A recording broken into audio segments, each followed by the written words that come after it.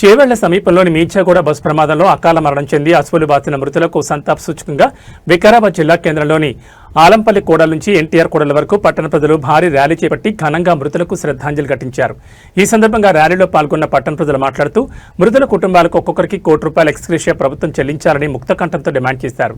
గత 10 ఏళ్లుగా జిల్లా పాలకుల నిర్లక్ష్యానికి గురై అస్తవ్యస్త రహదారులతో ఎన్నో అవస్థలు పడుతున్నామని తెలుపుతూ పాలకుల పనితీరుపై పట్టణ ప్రజలు తీవ్ర ఆగ్రహం వ్యక్తం చేశారు.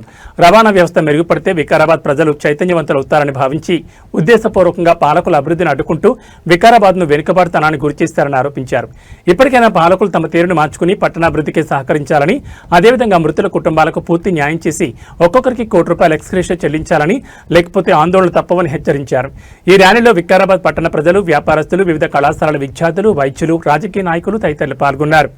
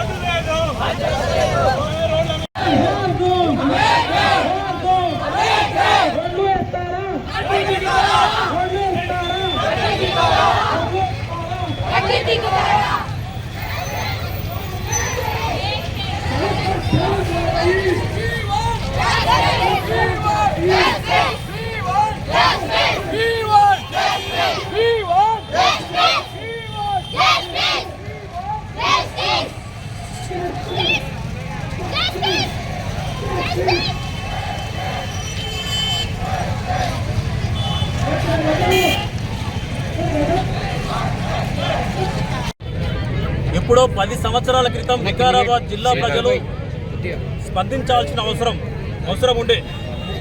10 సంవత్సరాల లేట్గానైనా ఎంతో వందల మంది ప్రాణాలను హైదరాబాద్ పోలీస్ అకాడమీ నుంచి వికారాబాద్ మీదుగా, తాండూరు మీదుగా బీజాపూర్ వెళ్లాల్సిన హైవే ఎందుకు మన్నెగూడ నుంచి పరిగి మీదుగా వెళ్ళింది? ఇదంతా కూడా వికారాబాద్ జిల్లా ప్రజలు గమనించాల్సిన అవసరం ఉంది. అదేవిధంగా ఎప్పుడో రోడ్డు కోసం భూముల సేకరణ జరిగింది, ల్యాండ్ అక్విజిషన్ జరిగింది. అయినా కానీ ఎందుకు రోడ్డు వేయలేరు?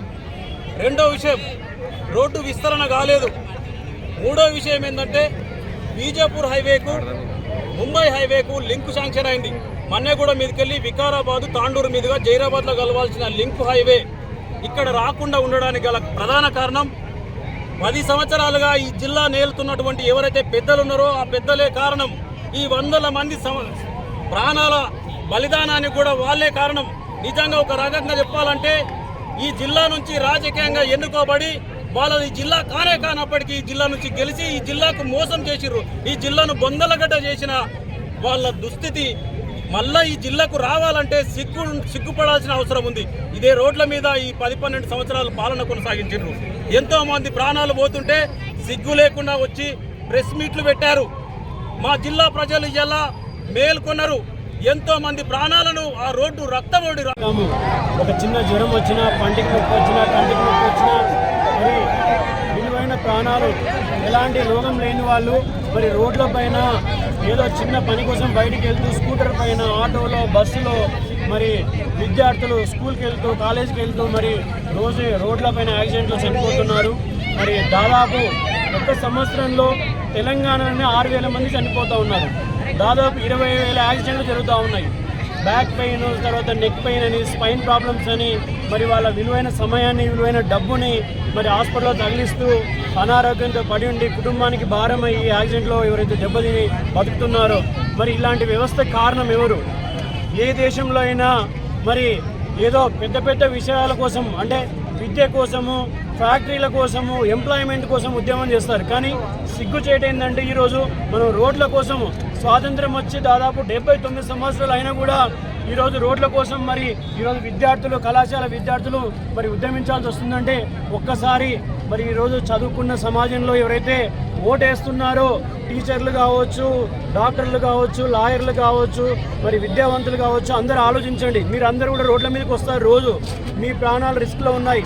తాండూరు నుంచి అప్పా జంక్షన్ వచ్చే వరకు 7 మెడికల్ కాలేజీలు ఉన్నాయి. మీకు అందరికి తెలుసా? మీకు ఏమైనా యాక్సిడెంట్ అయితే, మీకు ఊపిరి అందని పరిస్థితి ఉంటే మీకు వెంటిలేటర్ ఫెసిలిటీ లేదు.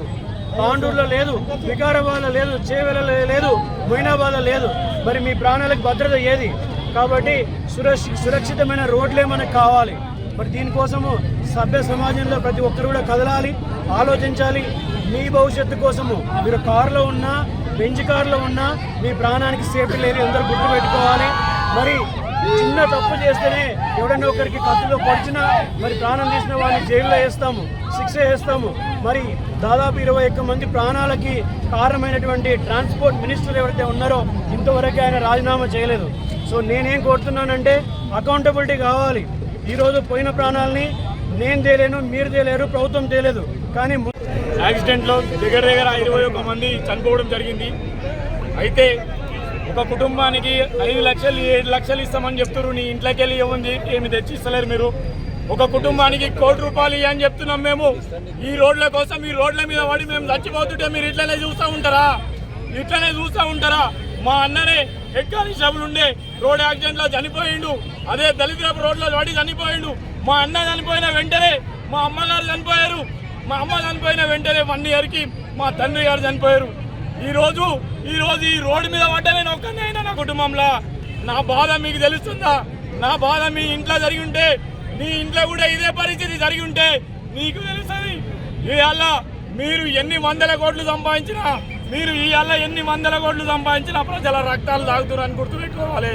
రోడ్డు మీద పడి చచ్చిపోతున్నటువంటి